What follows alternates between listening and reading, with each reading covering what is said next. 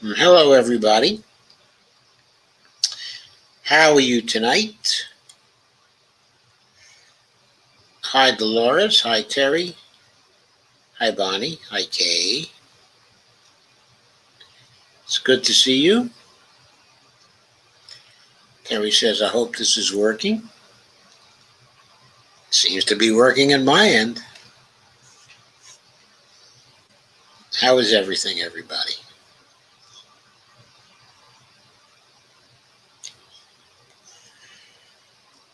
Okay, lots to share tonight. I'm going to start with some infrastructure. Terry says, I'm on a different page or something. I can't find the share option. Yeah, sometimes Facebook's a little funny. And then it changes on you. You don't know what's going on.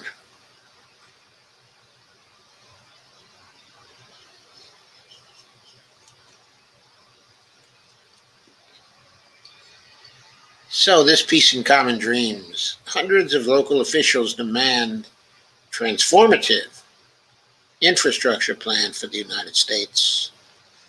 March 16th, 2021, by their staff writer, whose name is Andrea Germanus.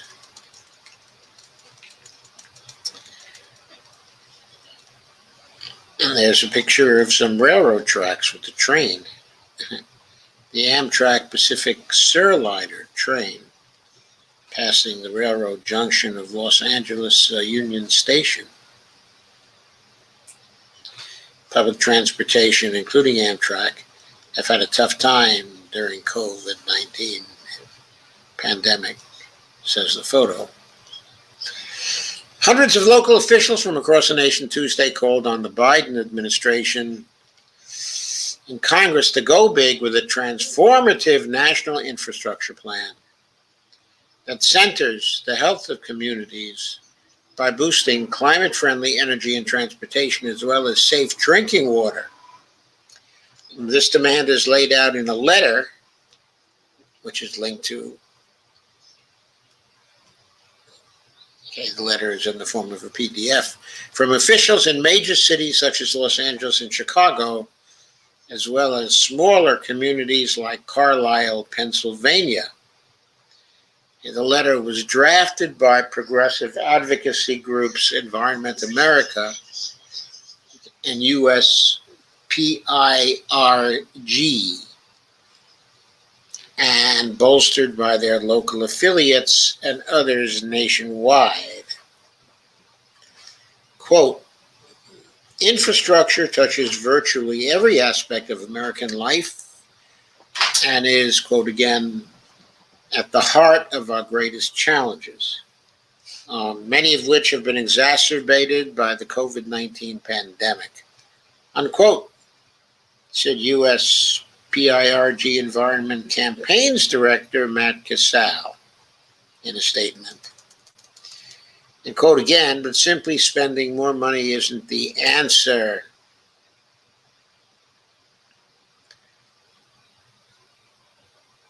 The federal government needs, quote again, to fund more than shovel-ready projects. We need to make sure those projects are shovel-worthy. The projects that we invest in should make American lives better, unquote. So they not only must be shovel-worthy, they also must make American lives better.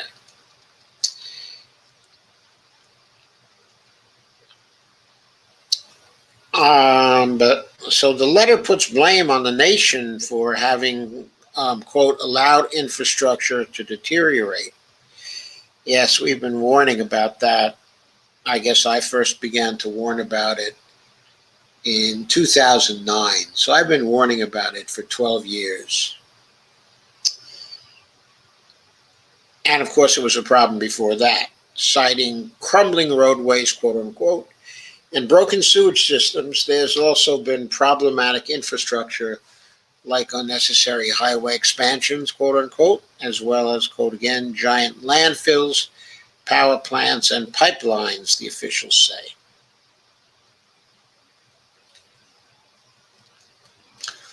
While these problems have been long-standing, the pandemic has highlighted them. The letter points to the crucial need for water for hygiene, air pollution's links to worse COVID-19 impacts, and the fact that the pandemic has battered the finances of state and local governments. Hopefully that will be getting a little better now that the state and local governments will be getting $350 million of federal dollars. The official suggests 7 broad areas for lawmakers to prioritize in an infrastructure package. Clean water, including preventing PFAS contamination. Clean transportation, that would electrify public transportation. Clean energy, that would increase tax credits for wind, solar, and energy storage projects. Natural infrastructure to make 30% of U.S. lands and oceans protected over the next 10 years.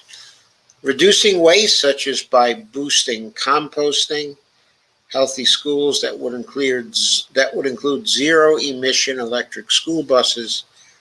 And accessible broadband to ensure internet accessibility for all.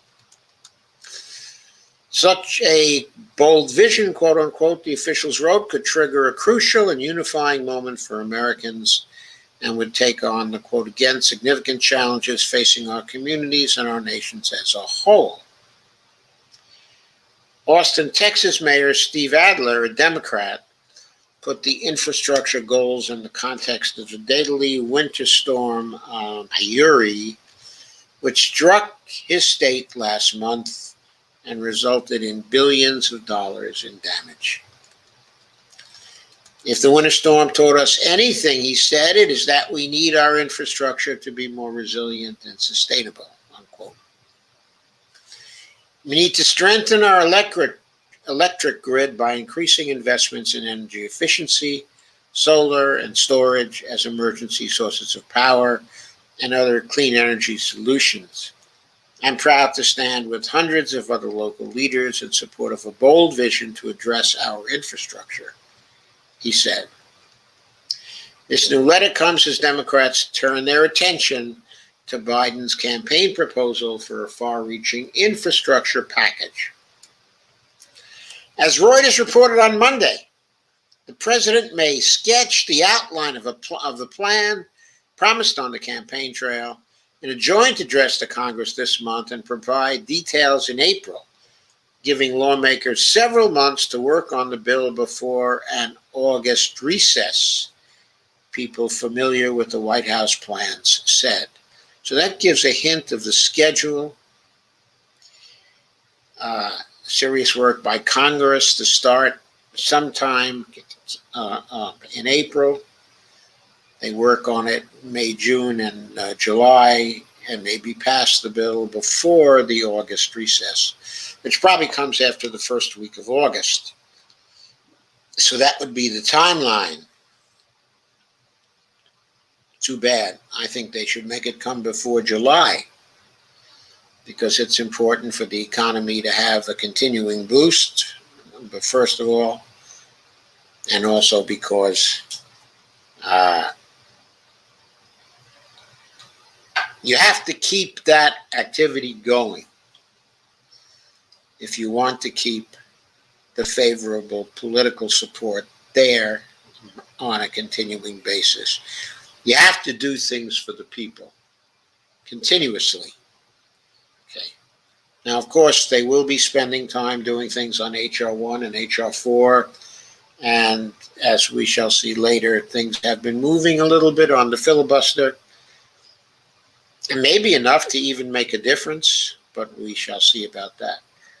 GOP support for such a package is unlikely, and there's the matter of opposition from conservative Democrat Joe Manchin of West Virginia, according to the Associated Press. The package could include policy changes on green energy and immigration, and even try to make permanent some of the just passed COVID-19 assistance, such as child tax credits. It's going to be green and it's going to be big, quote unquote, said Peter DeFazio, the representative from the state of Oregon. That's what Peter said to the Associated Press. Democrats used a fast-track budget process known as reconciliation to approve Biden's COVID-19 relief plan without Republican support, a strategy that succeeded despite the reservations of some of the moderates. But work on passing infrastructure legislation in the Senate split 50-50, with Vice President Kamala Harris providing a tie-breaking vote, will probably prove more difficult. Senator Joe Manchin of West Virginia recently made clear he will block infrastructure legislation if Republicans aren't included. I don't even know what he means by that. Is he going to block the legislation if the Republicans refuse to collaborate? Period. Or if they offer completely stupid ideas that are designed to torpedo the bill? I mean, what's he talking about, really? The package will also spur a battle over increasing taxes, as the Hill reported Tuesday. But it's Ron, so the Republicans going to collaborate and contribute to the bill if it's going to increase taxes? Haven't they already made a pledge, or at least didn't Senator McConnell say something very strong about, we're not going to accept any tax increases to pay for stuff that benefit blue states, or something like to that effect? Is he crazy? I mean, he's a disloyal American. I mean, it's as if blue states aren't part of America. Of course, he's BSing. Everybody knows that compared to the tax revenue they produce, the red states get much more benefit from the federal government than do the blue states. That's the normal state of affairs. It's still the state of affairs. If blue states took the same attitude, Kentucky would get nothing.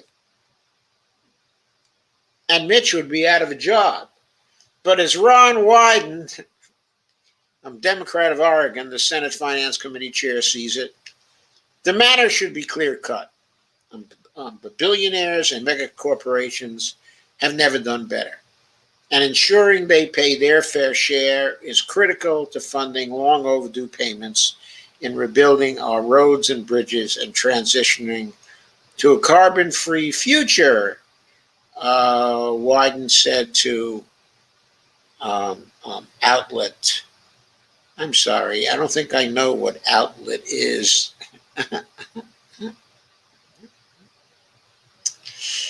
Anyway, maybe the outlet is Common Dreams, but I'm not certain about that. Anyway, a significant opinion piece appeared too in Common Dreams. Okay, it's by Juan Cole.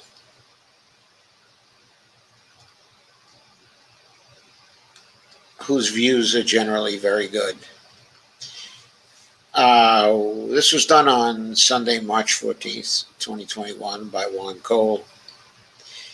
As solar wind costs plummet, coal gas vastly overpriced in bubble that could burst worse than 2008.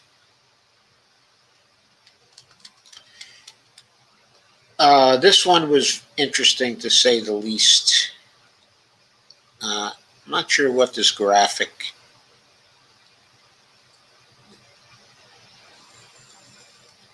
Oh, I guess it's trying to give you an impression of how alternative sources to fossil fuel are getting cheaper and cheaper. There was a new report that was produced by Rethink X, a think tank using the ideas of Tony Seba, who teaches business at Stanford University.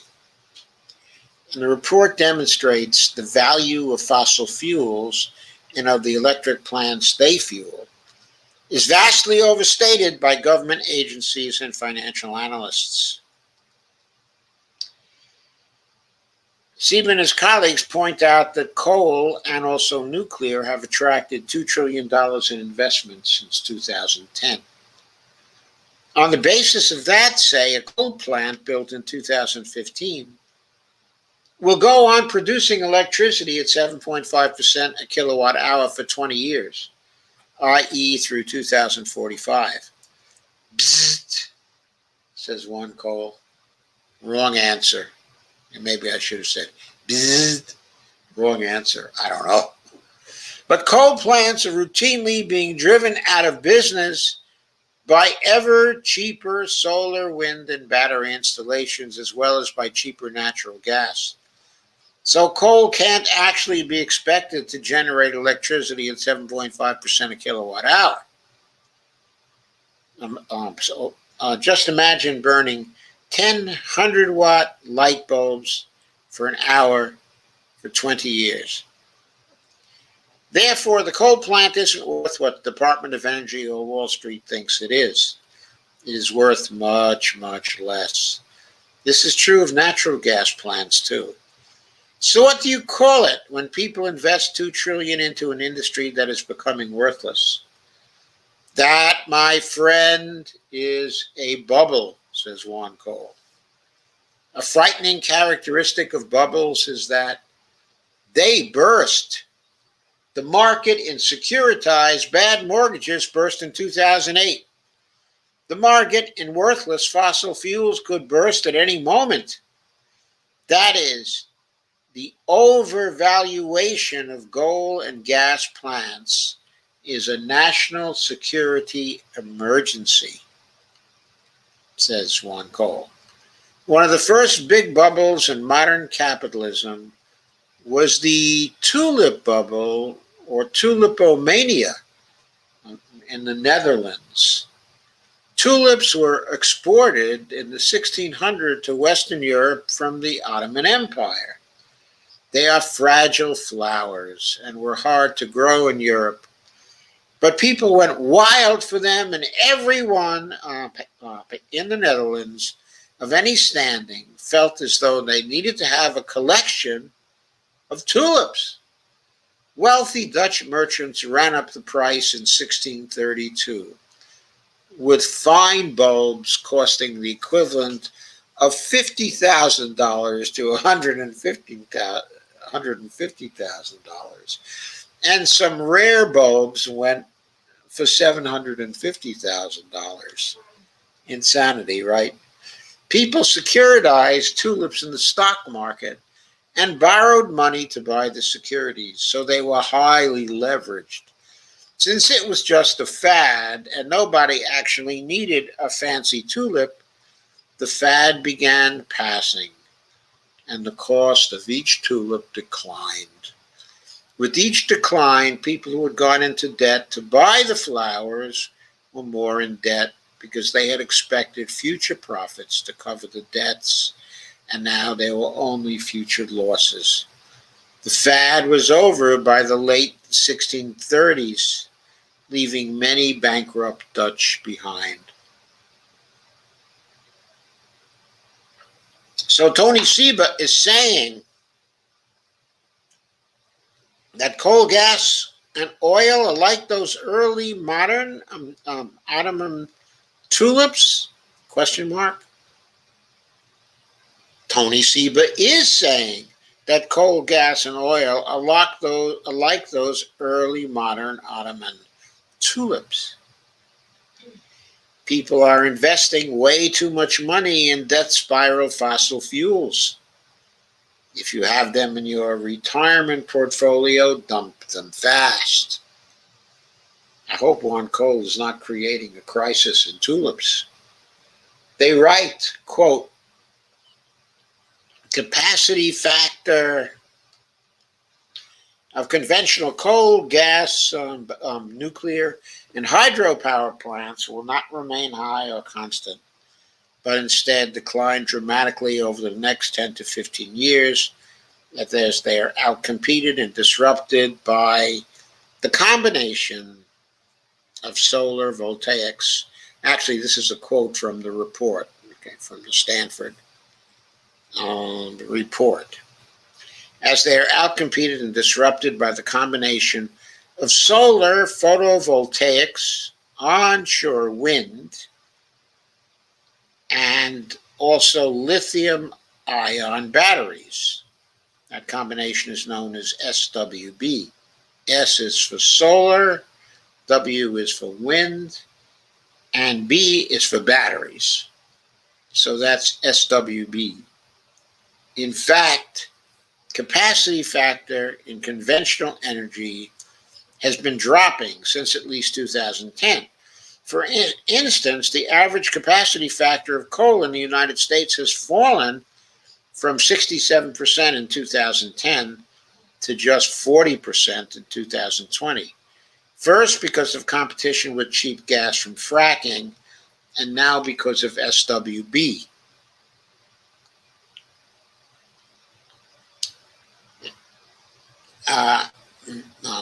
In the United Kingdom, coal capacity factor has collapsed even faster, from 58% in 2013 to just 8% by 2019. Boy, that must be frightening for them. For the coal people, I mean. Our implication here is that coal plants don't actually, one implication here is coal plants don't actually produce electricity for 7.5 cents a kilowatt hour in the US anymore. If you take into account, about the likelihood of severe underutilization or early closure in the near future, it could be as much as 75 cents a kilowatt hour. All the money sunk in a coal plant on the assumption that it would have a 20-year life was invested based on a basic mathematical error. Even still, experimental technologies like tidal power using the energy of ocean waves come in at 20 cents a kilowatt hour, considered too expensive to be practical. So what is practical about coal and gas? Yet another takeaway of this study is that the US government and private energy analysts have consistently and vastly underestimated the rate at which renewables are falling in cost. This underestimate has in turn helped to falsely inflate the value of fossil fuels. Seba and colleagues urged the Biden administration to take account of these findings to protect Americans from this de facto bubble and to move even more quickly to wind, solar, and batteries. So what Seba and his colleagues are pointing to is a danger of the collapse of an energy bubble based on coal and gas and oil, okay, and hydropower that could present us with an economic threat and also with a potential financial collapse. So a lot of money is invested in these now highly obsolescent energy technologies. So this is a very significant piece. It could present a crisis really any moment, by this summer, by this fall, by next year, and plunge us into a financial collapse. It's something to keep an eye on, very definitely.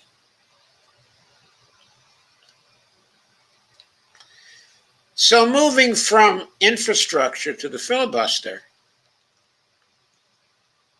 things have been happening very fast over the last few days. Constantly, small articles have been appearing saying this one or that one is now saying the filibuster has to be modified or has to go. But yesterday I told you about how Joe Manchin had mentioned that he was open to a talking filibuster. So it turns out that more and more Senate Dems are talking this way. After introduction of the For the People Act, Senate Dems told to, quote, end the filibuster and pass, unquote, it. This is an article from today by Kenny Stansel, also from Common Dreams. There's a picture of Chuck Schumer with a clenched fist, not a normal posture for Chuck Schumer. There's what looks like Jeff Merkley in the background on one side, Amy Klobuchar on the other. And it says hashtag For the People in a banner behind which is Chuck Schumer and his microphone. Speaking during a news conference to announce the introduction of S1, the For the People Act. That's the corresponding bill to HR 1, the For the People Act in the House.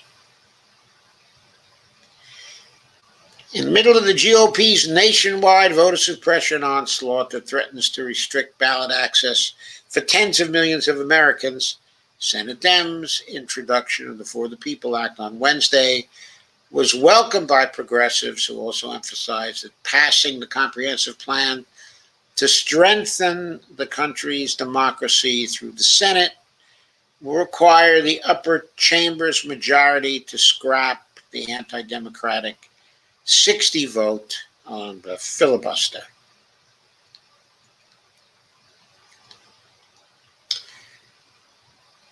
It's actually the one-click filibuster that they want to scrap. Anyway, while GOP lawmakers across the country propose bills that would strip millions of Americans of their right to vote, Senate Democrats have introduced sweeping legislation that would protect voting rights, reduce the impact of big money in our elections, and add tens of millions of eligible Americans to the voter rolls, unquote. Stand Up America President Sean Eldridge said in a statement. Though he applauded, quote, the congressional Democrats who have championed the For the People Act in both chambers, he added that, quote, too much is at stake to delay a vote on this critical bill or to allow archaic Senate rules to kill it. Quote, the only path forward now for Democrats to stop Republicans from suppressing the vote is to swiftly end the filibuster and pass the For the People Act now, unquote.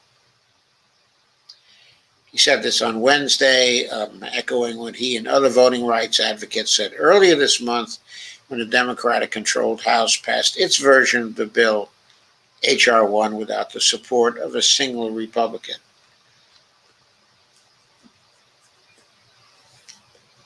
Of course, if the Senate were to keep the filibuster,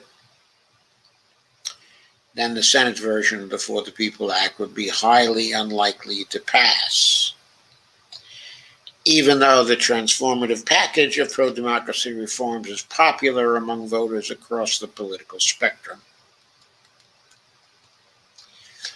So Schumer, when he introduced the For the People Act, said that, quote, everything is on the table, unquote, to pass the landmark bill. And, quote again, we will see if our Republican friends join us.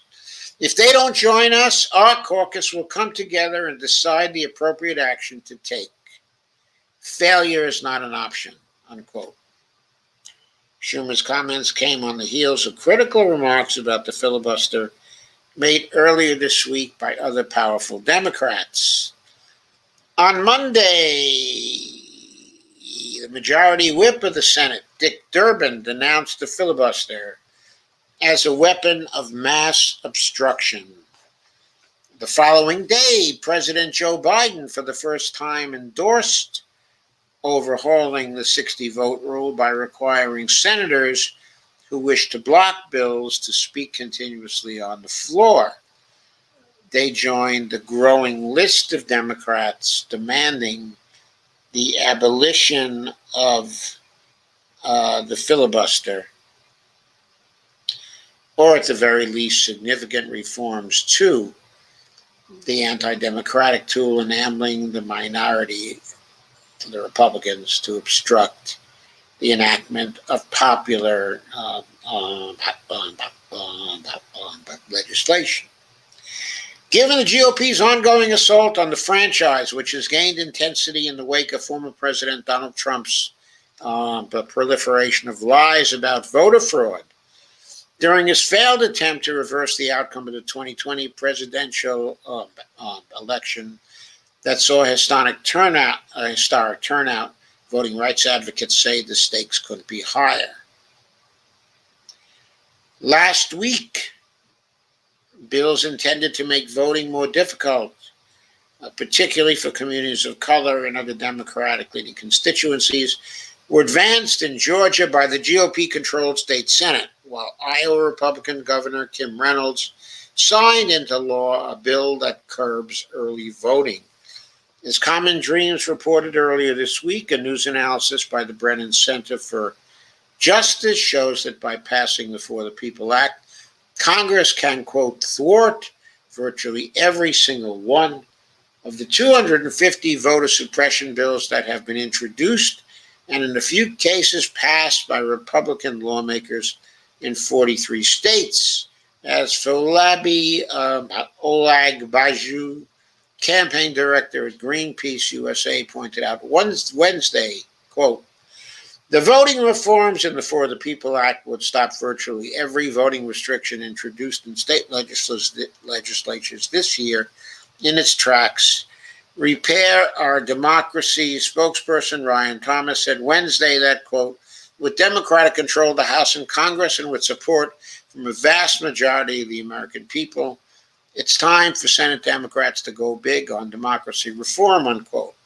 Quote, the Senate must move expeditiously to pass this sweeping legislation in its entirety without delay, without breaking it up, and without the filibuster, he added. In his first ever Senate floor speech, Senator Warnock, Democrat of Georgia, said Wednesday that the issue of voting rights, quote, is bigger than the filibuster, unquote. It is. And quote again, no Senate rule should overrule the integrity of our democracy, he added. And of course, he's right. But the basic point here is there is movement. Manchin came out and said he would entertain a talking filibuster. Shortly thereafter, Durbin comes out, Biden comes out, Schumer comes out.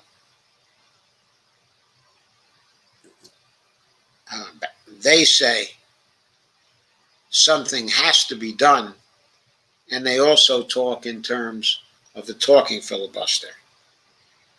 Then you add this to Klobuchar making a statement, Tina Smith also making statements, them being open to ending the filibuster entirely, and other senators saying the same thing. There's movement against the filibuster. We may know something over the next weeks, okay, or certainly months, because I think the Democrats are going to go after passing H.R. 1, H.R. 4, H.R. 51, H.R. 52, and to pass those bills, they're going to have to get rid of the filibuster. So they'll be trying to get rid of the filibuster or to modify it in a drastic way before serious consideration of the infrastructure bill actually comes up.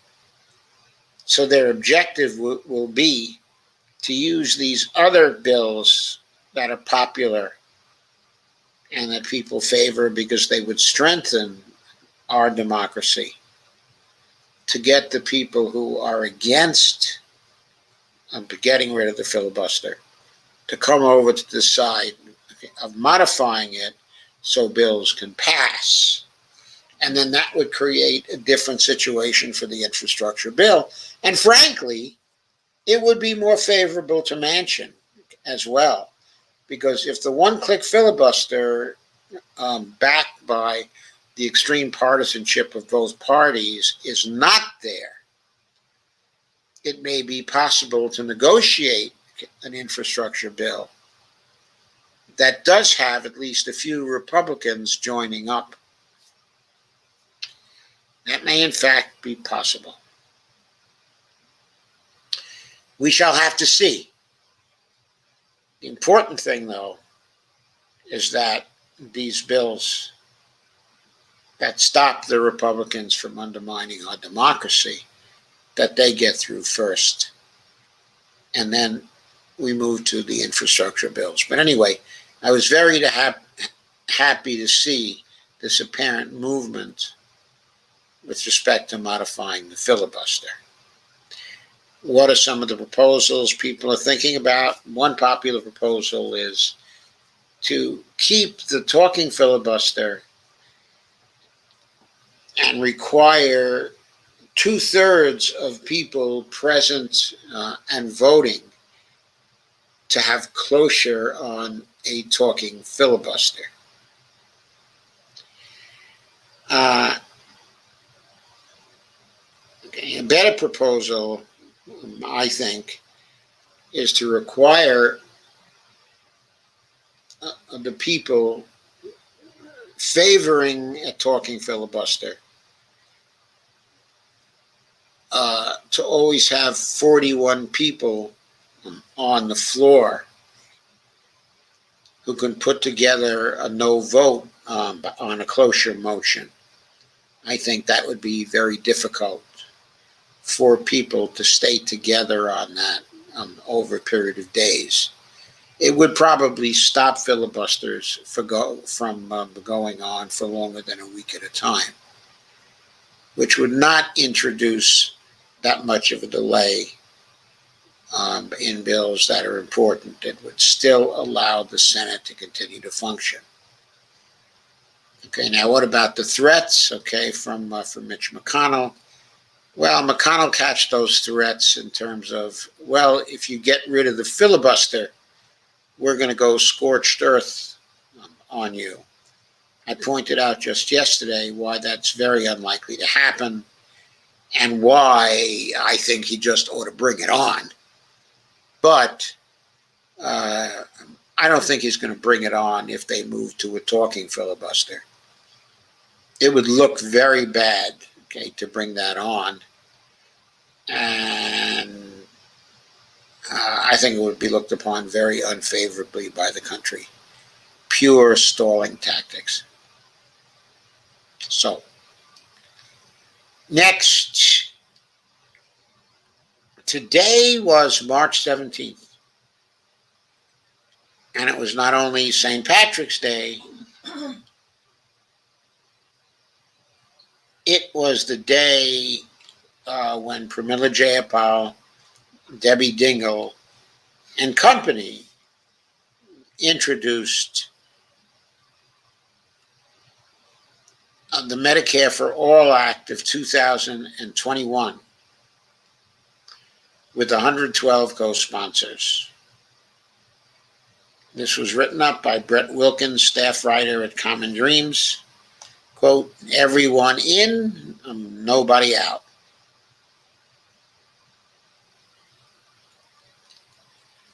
I saw that town hall. It was really done very well.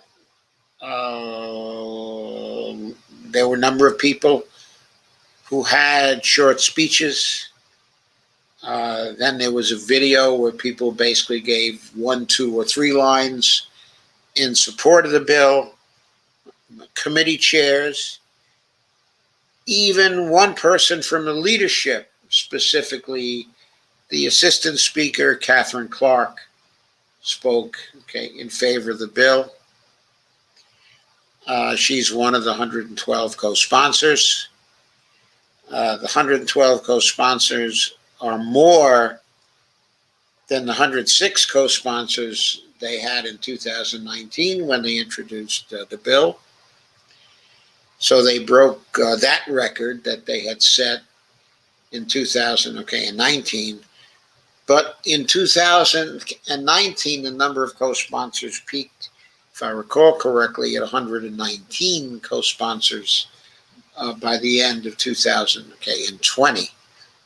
So right now, they don't have the 120 co-sponsors, they have 112. It is likely they'll get the 120 and even more, but even the 112 is more than 50% of the Democratic caucus in the House. So it is a widely supported bill. There were many senior House people included in supporting this bill. Even people such as Adam Schiff supported it. I thought I saw Jackie Spire supporting it.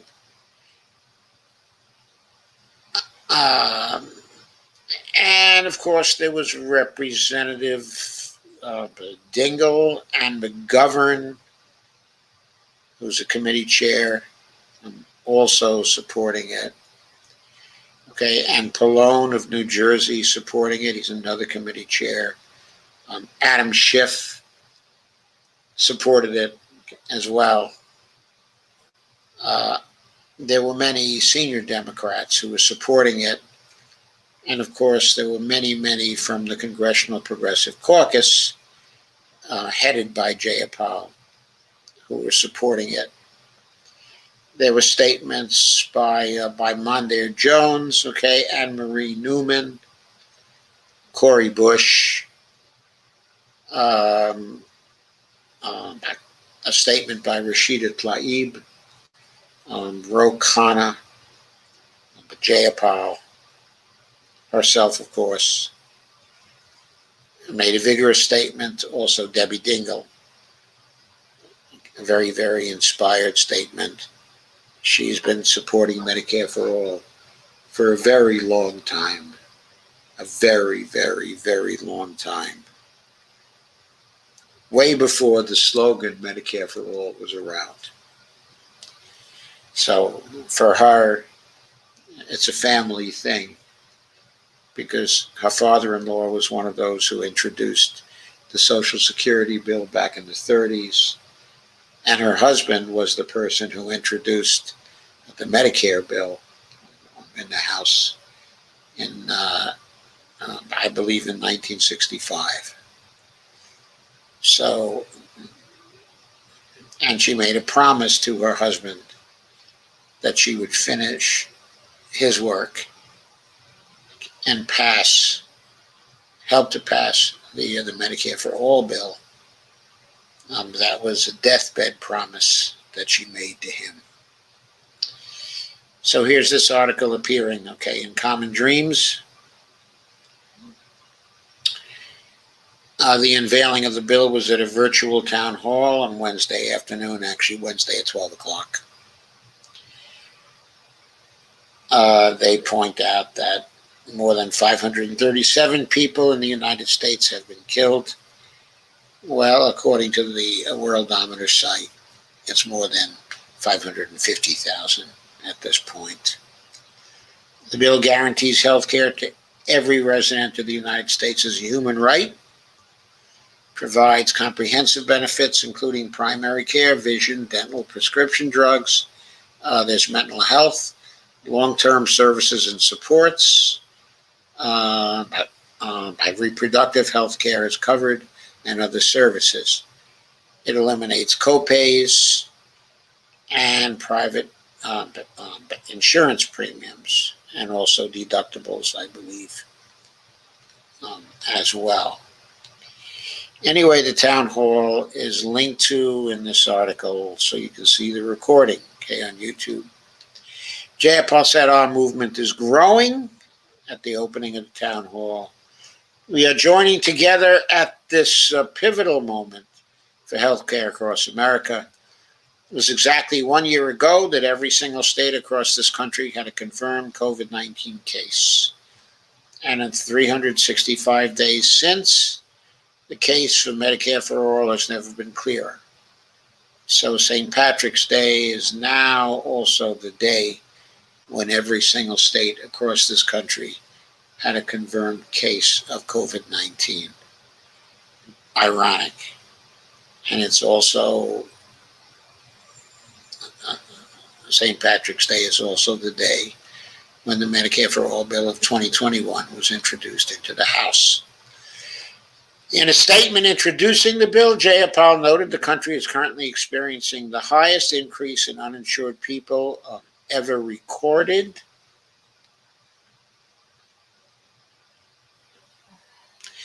While this devastating pandemic is shining a bright light on our broken for-profit healthcare system, you are already leaving nearly half of all adults under the age of 65 uninsured or underinsured before COVID-19 hit. And, quote, and we were cruelly doing so while paying more per capita for health care than any country in the world, unquote. On Tuesday, the consumer advocacy group Public Citizen, one of the groups supporting the Medicare for All bill, published a report showing that around 40% of U.S. COVID-19 infections and 33% of virus deaths are attributable to a lack of adequate health insurance coverage. That means roughly 170,000 deaths due to the virus are attributable to a lack of adequate health insurance coverage. Take 170,000 and multiply it by 3. That's 510,000. So, actually, it's more like 180,000, isn't it? 180,000 times 3 is 540,000, if I am not mistaken. So,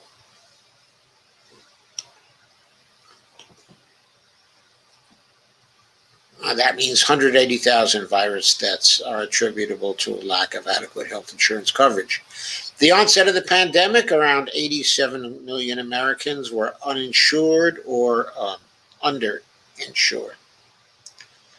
Quote, there is a solution to this health crisis, a popular one that guarantees health care to every American, every person as a human right, and finally puts people over profits and care over corporations, unquote, said Jayapal. Quote, that solution is Medicare for all, everyone in, nobody out, and I am proud to introduce it today alongside a powerful movement across America. There was, among the co-sponsors, tremendous enthusiasm for this bill, tremendous support for this bill. The town hall was run in a very efficient way. It was run by Jayapal and by Dingle, and they did a great job. They really projected tremendous enthusiasm for this bill and confidence that eventually it will pass. But it is certainly not going to be easy. It's not going to be easy because this time they have to overcome the stated opposition of the President of the United States. What Dingle said about it is, she said, quote, now is not the time to shy away from these generational fights. It is the time for action. So Debbie Dingell thinks, okay, it's a generational fight. That's kind of ironic because by now she's a little bit advanced in years. She's not as advanced, okay, as I am, but let's suffice it to say she's not a young person anymore.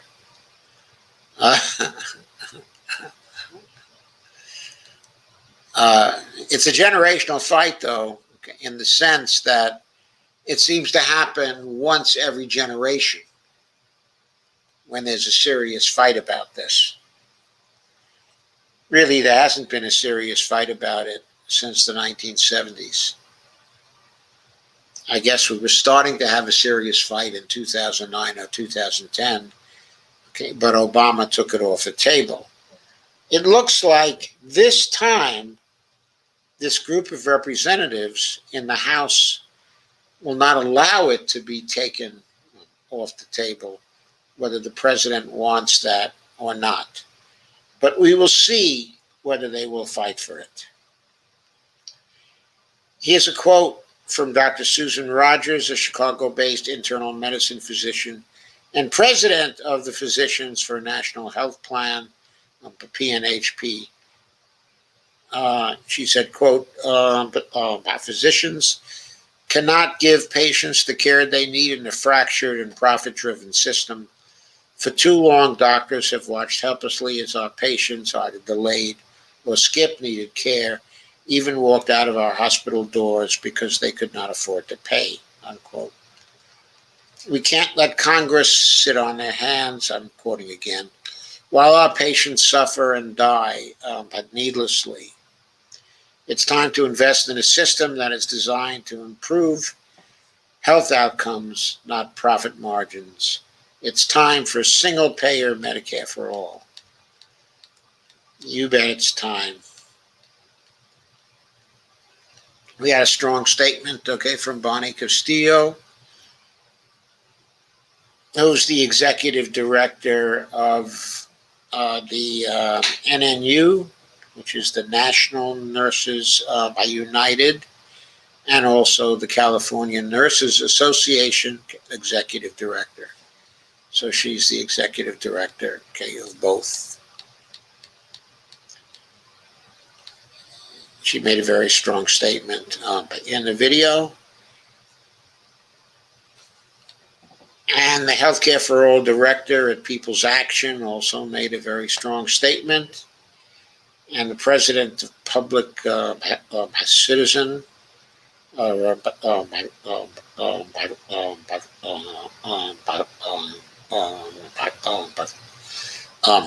whose name is Robert Weissman, said in a statement that, quote, after COVID-19, there's simply no excuse for the U.S. not to adopt Medicare for all and join all other rich countries by treating healthcare as a right. In the midst of the worst acute public health crisis in generation, the current insurance system failed massively, said Weissman. Millions lost their health insurance and health insurer profits soared. He also talked about the shocking racial disparities of COVID-19, with Black, Hispanics, and Native Americans dying at twice the rate of whites. And he said a decent nation can no longer tolerate such injustice. The time for Medicare for all is now. And longtime single-payer healthcare advocate Senator Bernie Sanders concurs. On Tuesday, his spokesperson, Mike Kaska, told the Washington Post that the Democratic Socialists, quote, will soon introduce Medicare for all legislation in the Senate, unquote. So progressives are not taking it off the table this time. They are introducing it in both houses, okay, of Congress, and I think certainly in the House of Representatives, they will very strongly fight for it.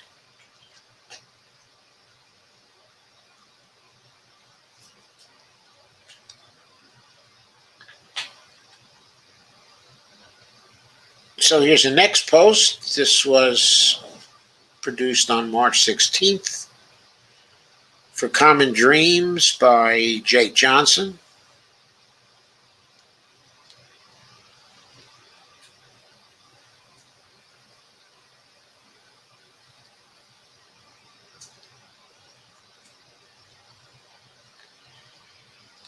And Jake says that Medicare for All would have prevented hundreds of thousands of COVID deaths, according to a new report.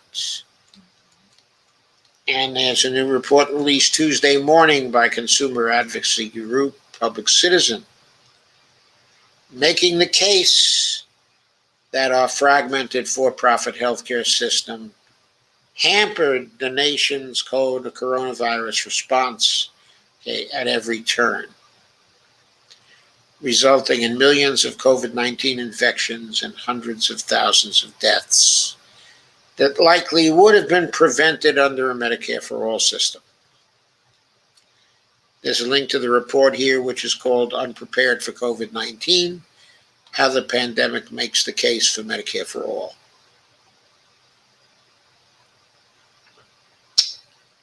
The white paper builds off a recent analysis showing that around 40% of U.S. COVID-19 infections and 33% of virus deaths are associated with lack of insurance, which was high before the pandemic and soared last year as mass layoffs threw millions off their employer-provided coverage. The growing uninsured rate has hit frontline workers particularly hard.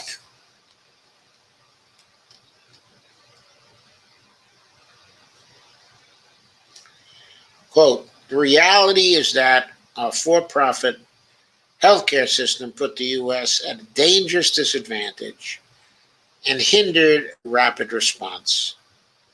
It has also meant millions of Americans have contracted COVID-19 unnecessarily, and hundreds of thousands of deaths could have been prevented. So the article goes on in that way.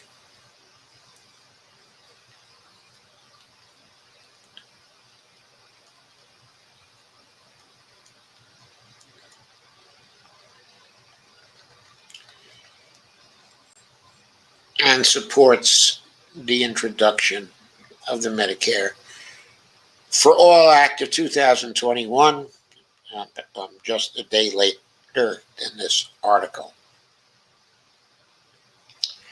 The 2019 bill proposed a 2-year transition to a Medicare for All system. Okay. I don't know yet whether this bill proposes a 2-year transition or not. I haven't had a chance to go over the bill yet. I've downloaded the text. Going to be reading it over the next couple of days.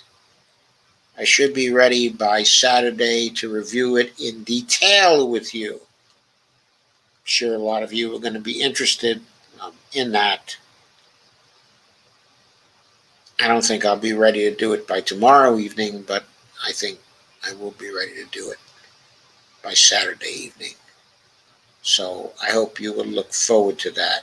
I will look forward to doing it. Certainly. Hope she's got a surprise for us in there, like just a 1-year transition. I would love to see a 1-year transition. There's got to be some transition because it takes time but for Medicare to prepare for it. But it can be done in a year. How do I know? Because they did original Medicare in less than a year. So with the computing power we have now, we should certainly be able to do this. So as a capper for tonight, I wanted to stay on the subject of healthcare, but I wanted to talk about something that is not directly on the screen of most people. There was an article that appeared in Counterpunch on March 15th by Beth Geglia, okay, or Gelia maybe, I'm not sure how she pronounces her name. It's Geglia. Headline on it is Cuba working on a, quote, people's vaccine, unquote. The U.S. and the world should get behind it. Quote, the life of just one person is worth more than the private property of the richest man, unquote. This is what's written on the Calixto Garcia Public Hospital in Havana, Cuba, as a testament to the country's commitment to free public health care and to putting people before profit. I know this about Cuba because in March, at the onset of the global COVID-19 pandemic, I spent a week in the intensive care unit at Calixto Garcia. I'd been hit by a speeding ambulance, and Cuban doctors saved my life, operated on me twice, and nursed me back to stability before putting me on a private medical evacuation flight back to the United States. All of this, including the flight, was free of cost to me, covered by Cuba's government-run insurance for foreign visitors. From my hospital bed, as the global emergency around me escalated, I witnessed how the Cuban government swiftly mobilized resources to protect its citizens from COVID-19. At-home testing for anyone with symptoms, door-to-door preventative education in the most vulnerable neighborhoods, and coordinated isolation when necessary.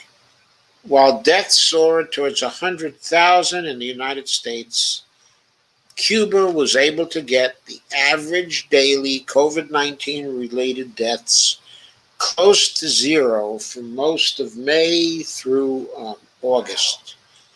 Cuba's humanist approach when it comes to health was not new to me. In 2013, I co-directed a documentary on a free hospital in northern Honduras. The doctors there, all from Afro, indigenous, Garifuna communities, had been trained in Cuba at the Latin American School of Medicine, ELAM, ELAM for short, for free. Cuba created the ELAM in 1999 to train doctors from the poorest regions of countries around the world, including the United States, providing full scholarships of 6 years tuition, room, and board, with the hope that these doctors would return and provide accessible and preventive health care in their communities. The ELAM was born as a response to the devastation of Hurricane Mitch in 1998 and has trained tens of thousands of doctors from over 110 countries since then. Cuba is now poised to play an important role in global efforts to curb the pandemic. Excuse me just a moment. Okay, thanks. I got what I needed. An important role in global efforts to curb the pandemic. New variants in South Africa and Brazil, all with yet unknown implications for vaccine effectiveness, have shown us that any effort to achieve herd immunity is only as good as it is accessible equitably across the globe. Yet, as predicted, the global north is outpacing the global south dramatically in vaccination. On February 3rd, Anthony Fauci said in an event hosted by the Journal of the American Medical Association JAMA Network, that developing COVID-19 vaccines, quote, is not a race, unquote. We want everybody to get over the finish line, unquote, he assured. Dr. Fauci mentioned the Russian and the Chinese vaccines and later suggested that the U.S. should help other countries strengthen their vaccine manufacturing capacity to promote more vaccines globally. At no point did he mention Cuba, thanks to an established, publicly funded biotechnology program. Cuba currently has 4 vaccine candidates. One of those vaccines, Soberana 02, started phase 3 clinical trials in early March. A second candidate, Abdala, Abdala, Abdala, started phase 2 trials in February. Both vaccines are being developed by public research institutions and are the most promising candidates in Latin America. The fact that Dr. Fauci failed to mention these candidates is disappointing. The U.S. and other governments should set aside antiquated hostility toward Cuba and support the development and distribution of its vaccines. The first step is to take the vaccine candidates seriously and remove any barriers presented by U.S. sanctions. Second, global actors should support Cuba's efforts to scale up manufacturing should they decide to pursue this. Unlike current vaccines, which are hoarded by the global north, Cuba's vaccine candidates have the potential to become the, quote, people's vaccine, unquote, that activists and scientists around the world have called for. For example, the World Health Organization, WHO COVID-19 Technology Access Pool, CTAP, makes it possible to have the first vaccine ever licensed openly on the global stage, while the WHO's better-known COVAX program aims to pool procurement and to distribute vaccine doses more equally. It does nothing to address the underlying intellectual property regime that produces monopolies on vaccine and limits their manufacturing. The CTAP was created at the onset of the pandemic to pool the rights to life-saving technologies and facilitate a truly equitable and effective vaccine rollout. But no country or company has chosen to license through the CTAP to date. Regardless of the mechanism, Cuban's officials have stated a clear intention to, once again, place people before profits. Quote, Cuba's strategy to market the vaccine is a combination of things. First comes humanity and the impact on health. And in second place is our industry's need to sustain sufficient production of the vaccine of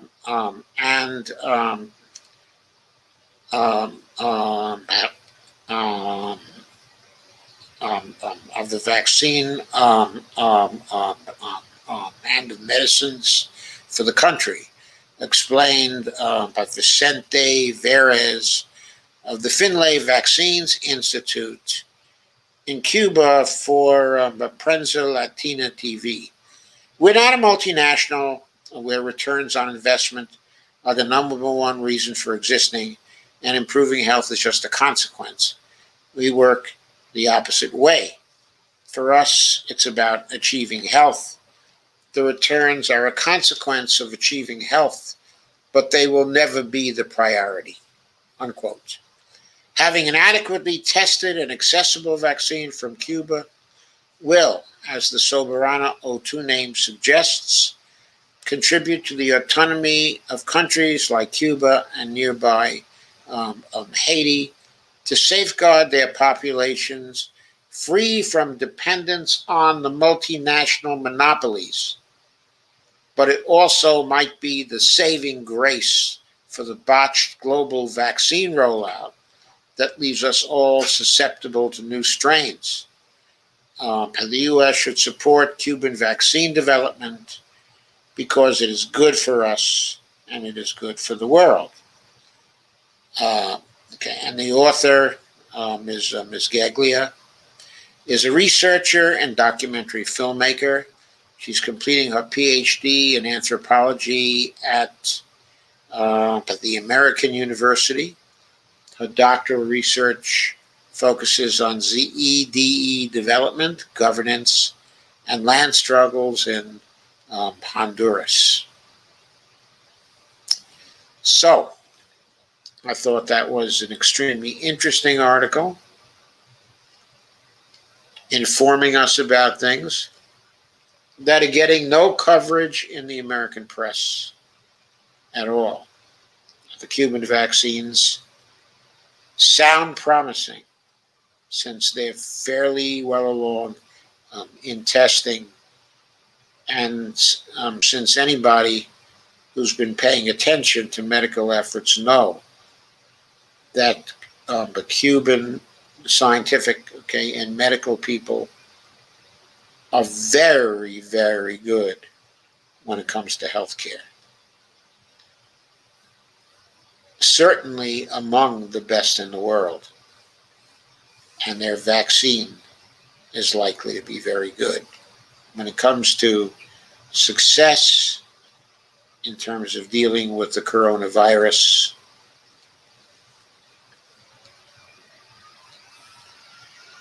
I will check out for you before I go to your comments where Cuba stands at present.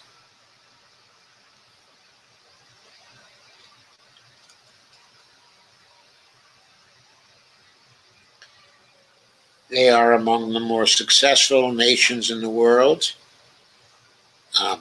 in managing COVID. Just below Australia in success at 34 fatalities per million. Out of 11.3 million people, they've had 380 fatalities. Australia has nearly 26 million people, 25,709,000 people. It has had 909 fatalities, or 35 fatalities per million. Cuba is just a bit worse than South Korea, which has been among the best in the world since the beginning. They have 33 fatalities per million and have had 1,688 fatalities. So Cuba's done a great job, of managing COVID-19, especially compared to the United States. We would be having parties here if we had only 34 deaths per million. The whole economy would be totally open by this point if that had happened.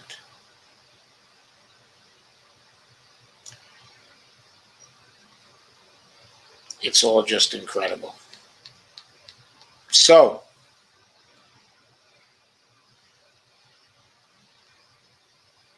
it's a pretty good bet that when their vaccines come out, that they're going to be pretty good. For a small island to have 4 vaccine candidates, it's fantastic, isn't it? It's really fantastic. Okay. I'm going to go to your comments now.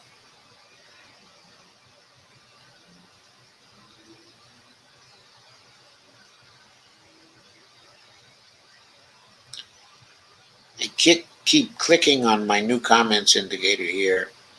Oh, here are my new comments. It took a while for the application to respond.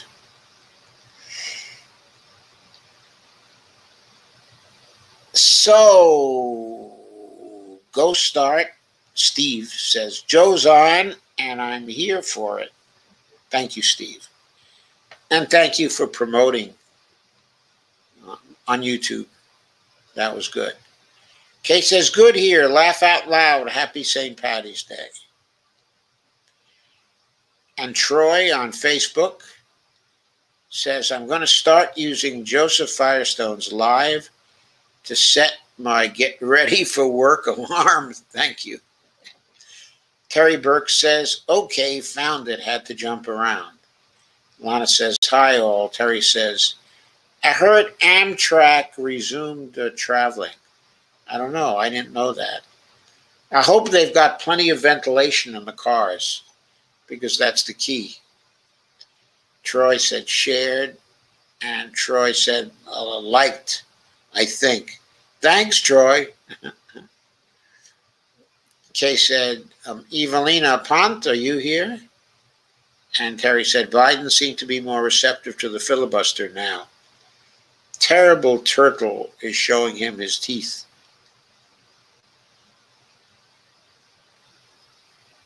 He's more receptive to ending the filibuster now, or at least towards remodeling the filibuster now. Terry Berg said, seems. Evelina says, shared. Kay says, I shared too. Terry says, pollution is causing baby boys to be born with their testicles in the wrong places. Uh-oh. And Kay says, where did she hear that? I didn't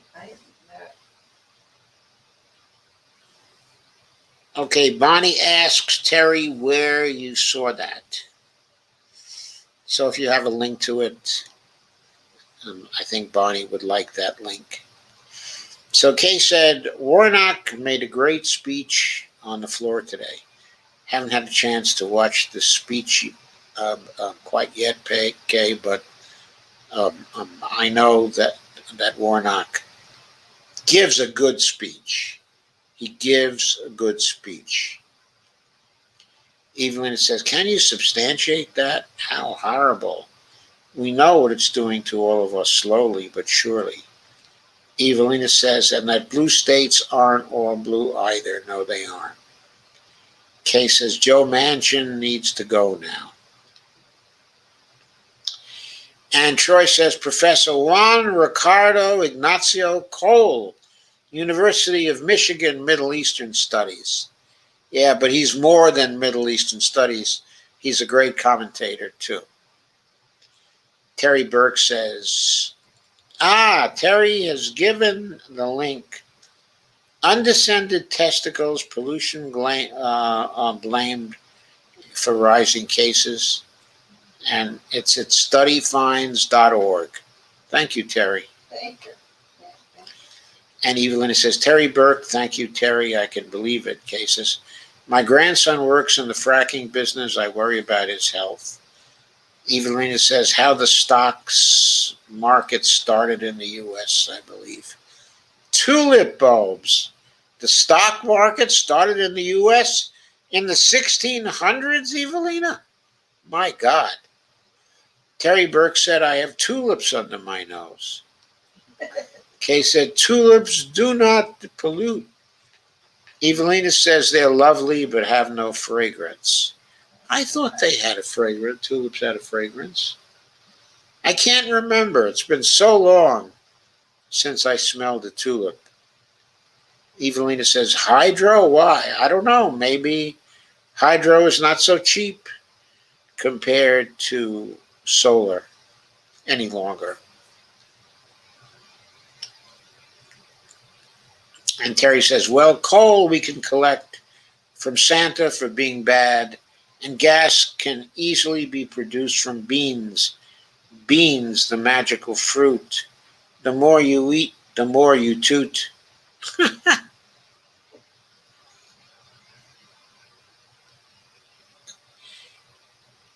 Evelina says, why I like lentils, they're easier on you. Yeah, they actually are. I recall that. I like them. Yes, and we like lentils too. We make dal sometimes. It's been a while since we make dal, but we do like dal a lot.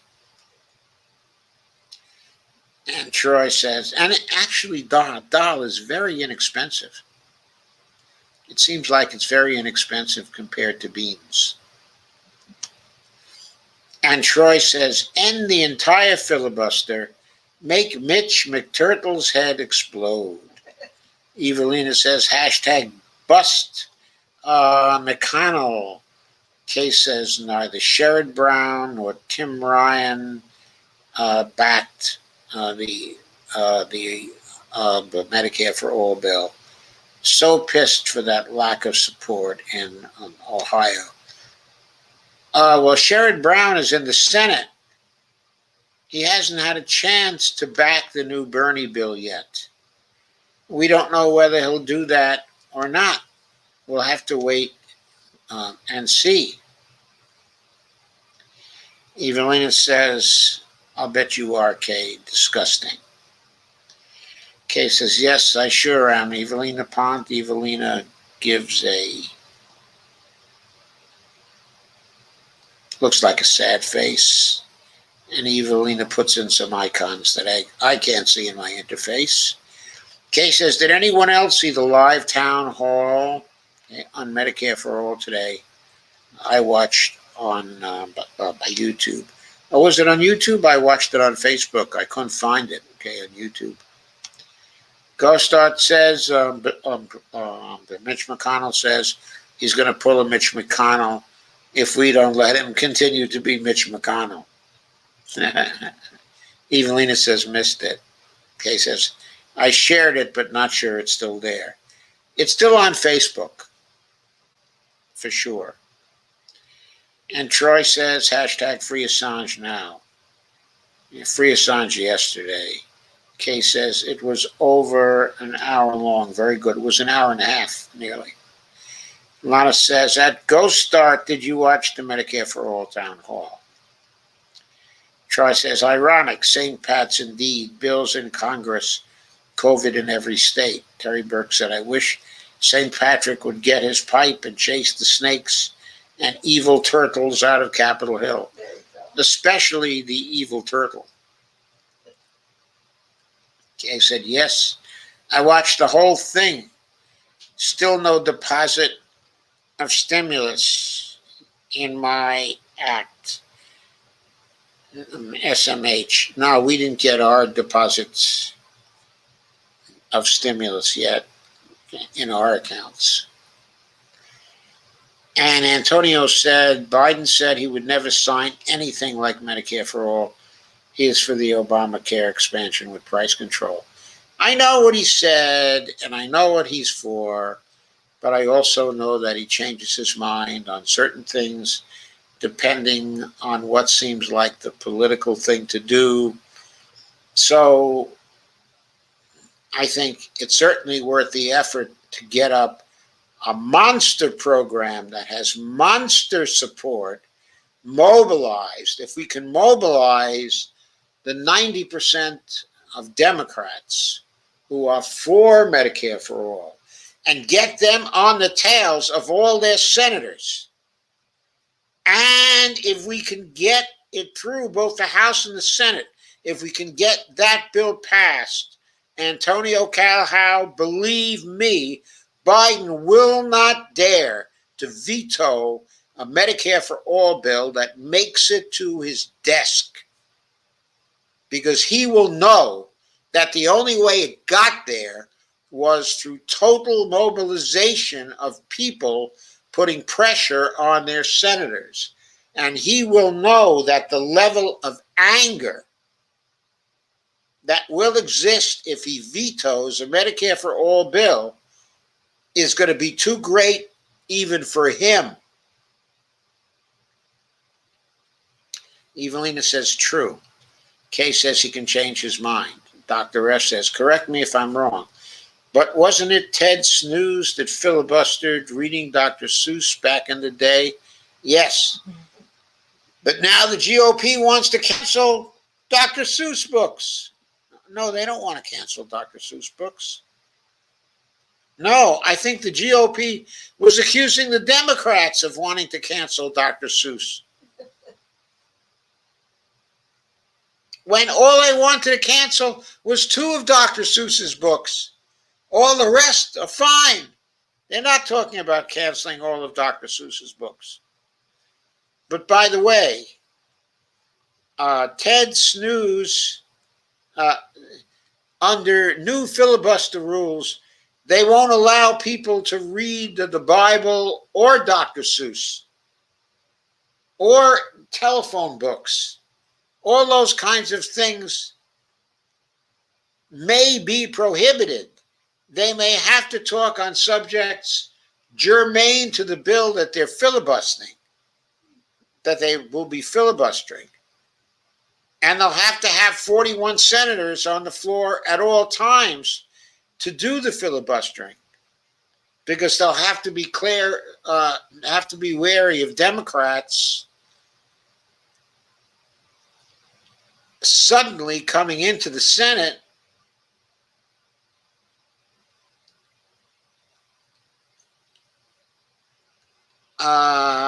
passing cloture, okay, and immediately voting on whatever bill it is they're filibustering.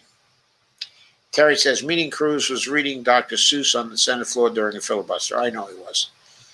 And Tony said, only Medicare for all can bring back manufacturing and jobs in general back to the USA, and good paying and useful jobs with real value creation for all in all dimensions of human life.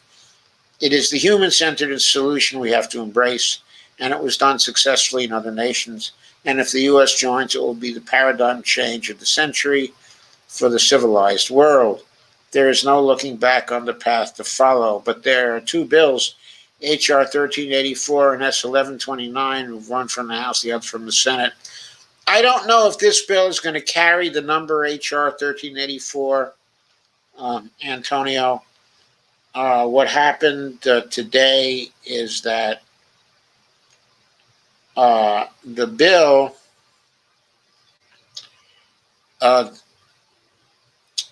that was introduced, okay, the draft of the bill, which I've looked at already, did not have a number on it. So I don't know if it will be given the same number or not. May be given, okay, a different number. The earlier bill in the 116th Congress was H.R. 1384. Nor do I know whether the Senate bill is going to have the same number, S. 1129. So we just have to wait and see. Antonio says, hi, everybody. Are you all alive? We are live here, Antonio. We're all alive with tremendous energy. Kay says, I'm ready to move to Cuba. Antonio says, Cuba works with many countries, including Switzerland. And Ghostart says, nope. That sniffer dogs can detect COVID-19 in sweat. Thai sniffer dogs can detect COVID-19 in sweat, project shows. Isn't that interesting? Did the dogs get it? Antonio gives a wiki link to COVID-19 vaccine. Kay says, Cuban doctors worked with EU at the beginning of this mess. Yes, they did. They worked in Italy. I think they worked in other EU countries too, but they spent a lot of time helping the Italians with it. Terry says, Cuba has a vaccine for lung cancer. Yes, they do. Kay says, I heard that, Terry. Kay says, I'm sick of living in and supporting people losing policies in the United States. I think we all are. Lana Dell says, Michael Moore took people to Cuba that were affected by 9/11 debris. They were treated for free in Cuba. Yeah, I remember that was in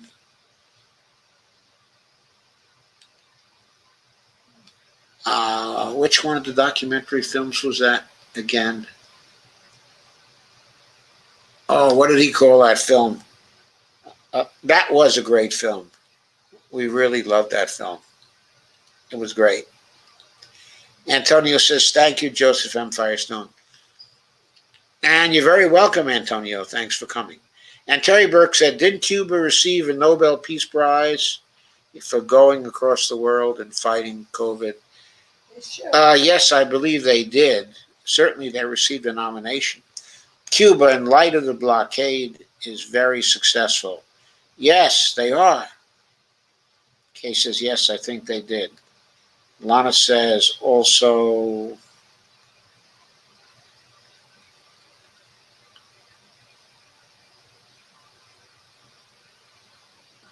there are a few foreigners that work in my cafeteria at my job. One guy from Mexico told me another guy who was making sandwiches was actually in the medical field trained in Cuba, but the comment stops there. But the United States doesn't recognize any of their credentials. So awful. What a waste of talent. On the other hand, I suppose if someone went to Cuba for training and became a doctor, they could probably go practice in Mexico, right? If they wanted to. Kay says, I think with all the 50 states having their own policies, it's been a mess. Yep. And Antonio says, this is the coronavirus economy. Cuba is healthy economy. Big difference. Ghostart said, there's repeat business with an endemic. With an epidemic, right? Terry says, my pleasure. And Lana says, tiptoe through the tulips. Troy says, tiptoe through the tulips with me. And Antonio Calhouse says, the more you toot, the better you feel. Let's have beans for every meal. I bet there are some great recipes in Portugal based on beans, Antonio, right? Terry says, I made lentil imitation meatballs, scrumptious, by the way. I can't see everyone's comment. Paige is acting wonky. Hey, Terry, have you got a recipe for lentil meatballs? I'd like to see that. And Antonio said, Dr. Firestone, what did I tell you about sharing my wine? Antonio says, thank you, great references today. Terry says, yes, love the total mobilization on Medicare for All. Me too, boy, I'd love to see total mobilization on Medicare for All. I'd love to see it pass through the Senate in spite of Biden's opposition. But what it will be facing there is Schumer trying to save Biden an embarrassment, a big embarrassment. Kay says, having an extra beer tonight, laugh out loud. Happy St. Patty's Day all. Now, I didn't think of having extra beer. I'll go put it in the refrigerator. Okay, Bonnie's going to go put a Guinness in the refrigerator. No, I'm sorry, it's not a Guinness. It's a domestic beer, very much like Guinness. It's got a Trader Joe's label on it. Okay, the name of the label is actually Boatswain, which is a Trader Joe's nom de plume. I'm not sure where the beer comes from, but Chocolate stout. it's a chocolate stout, right? Yeah. And they sell 6 cans for something like $4.99. It comes to something like 80 cents a can, 83 cents a can. Trader Joe's. It's a great bargain. A great bargain. Yeah, we don't drink too much beer anymore. And what we usually do is we have one stout a week, which we split in two. So 6 ounces apiece, and we usually drink it with our Sunday dinner.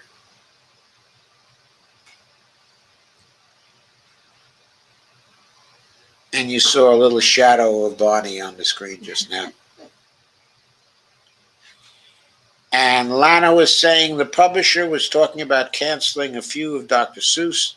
Not all of them can. The Democrats had nothing to do with it. That was media spin. Thank you, Lana. I wasn't paying very close attention to that. And Antonio says the Medicare for All, once in transit, might have the same fate as the $15 an hour bill. But I am still convinced, okay, that it can pass.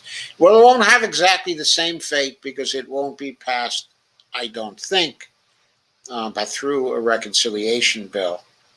I think what's most likely to happen is that probably the filibuster will be modified in some way. It will be possible for the majorities to get cloture and to pass bills, and then it will be its own standalone bill. And I don't know, it might not pass. It might pass. It might depend on if any Republicans can be persuaded to come over, because there will probably be some Democrats who will oppose it to their dying breath because they're bought by the health insurance company donors. But we'll see. Yep, that's a link to the 116th Congress Bill, 1384. That's it, Antonio. Sicko, the Michael Moore movie. Sicko indeed. That was pretty good. Antonio says, Feijoada a transmontanal. I know Brazilian feijoada, Antonio. For a while in graduate school, I was rooming with a few Brazilians, okay, and also another guy. But anyway, the Brazilians made feijoada once or twice, and I thought it was delicious. Absolutely delicious. But I've never had the pleasure of tasting Portuguese the feijoada. Can we eat that? Well, if it's like Brazilian feijoada, not so, because that has meat in it too. Do you put chicken in it? You can probably put chicken in it, but standard meat Yeah. in the feijoada I ate, it was a combination of pork, okay, and beef. It was delicious. And Terry Burke says, here it is, www.wellplated.com, lentil meatballs. Thank you, Terry. Thank you. Just read, Cuba anticipates having enough of their new vaccine to inoculate their entire population by the end of August. Good for them. In the meanwhile, variants have reached the island. Uh-oh.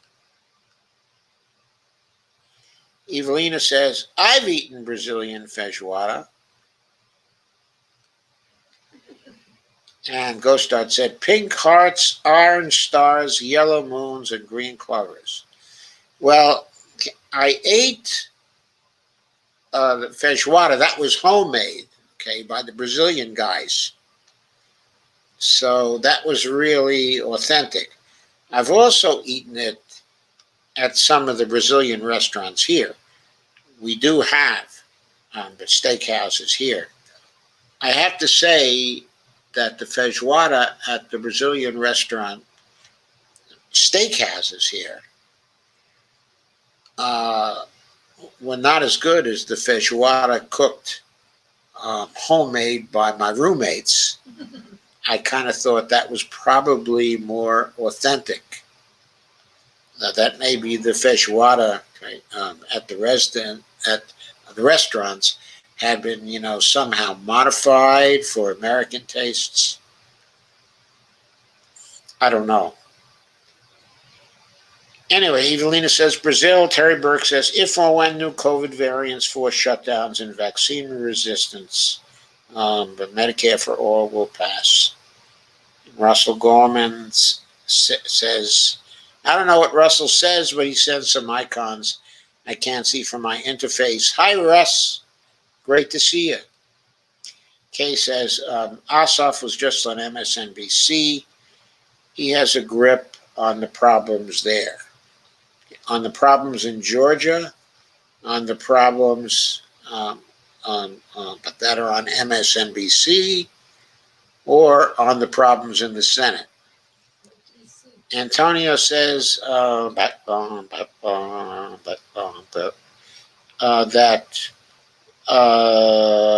the Brazil feijoada is done with black beans mostly. Yes, that was my experience. They were black beans mostly. Delicious. And Lana says, Russ, where have you been? Terry said, isn't it made with bay leaves?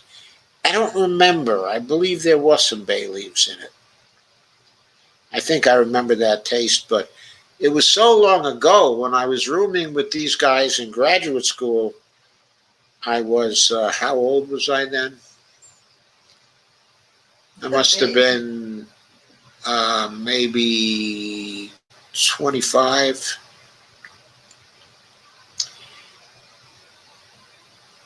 It was 1964 or early in 1965. So I was 25 or 26, I should say. Russell said, I give up. Where? Kay says, problems in the Senate. Oh, so he was on top of problems in the Senate? He has a grip on the problems there? What kind of grip does he have on the problems in the Senate, Kay? I'd love to know what kind of grip he has on those. I'm not sure anyone has a grip on those problems. I mean, maybe he's got a grip on Mitch McConnell's neck.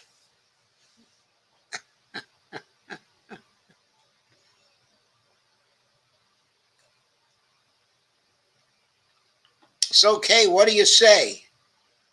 What kind of grip has he got on those problems?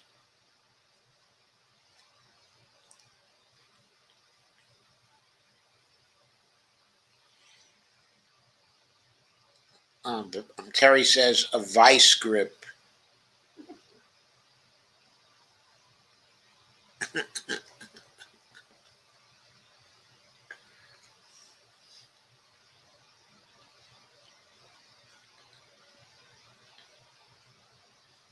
McKay says he wants to get rid of the filibuster. That I know. He'd love to get rid of the filibuster. And he'd love to get some more help for people in Georgia. He wasn't able to get the original $2,000 promise passed. But I'm sure he'd love to be able to go back there and say something like, well, we weren't able to get the original $2,000 promise passed, but we were able to get a basic income of $2,000 a month eventually passed later. We were able to get the ABC Act passed through both the House and the Senate. Wouldn't he love to say that at some point? Terry Burke asked, so how does he have a grip on ending the filibuster?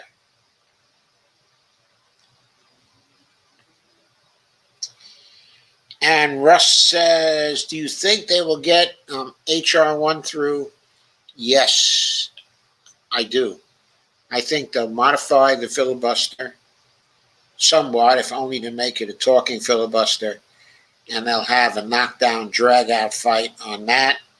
Eventually, the Republicans will have to give way, and they will succeed in passing H.R. 1, H.R. 4, H.R. 51, and H.R. 52, because that is in all of their interests. And they will come to agreement on that, including Kirsten Sinema, because she won't be able to switch parties. Either she sticks with the Democrats or her career in the Senate is done. I don't think she's ready for that yet.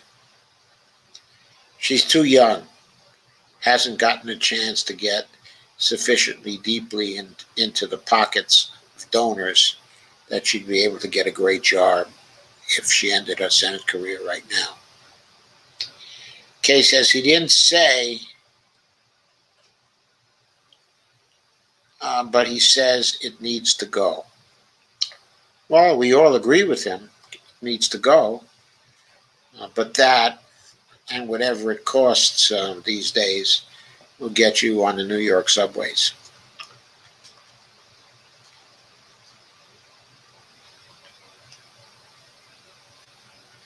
Terry Burke says, I'd love to grip a cinema by the gizzard.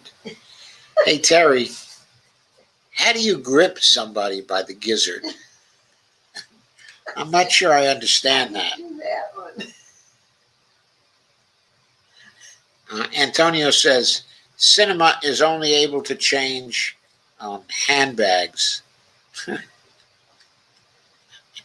went from chocolate cake to vanilla. She changed her chocolate cake from chocolate to vanilla, says Bonnie.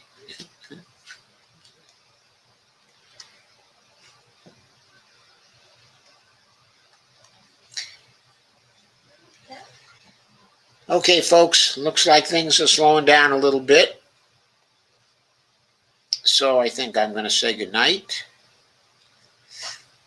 I'll see you tomorrow with another scintillating episode of the In-Depth Show. Terry Burke offers with the hand and ring her around in circles. I can't really picture that. I'm waiting for those lentil meatballs. The lentil meatballs comment is here. There's a link. There is? Yeah, and you can click on the I link. can't. My machine decided to turn itself off. Oh, okay. Well, I can get it. It's a comment that was made.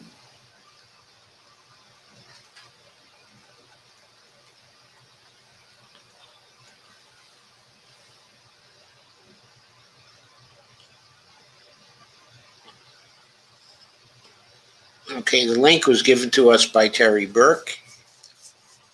It's on Facebook. It's on wellplated.com. Lentil meatballs.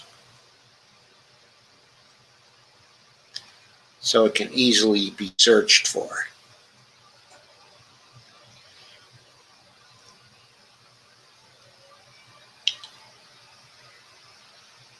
So Terry says, scintillating sounds sexy. Kay says,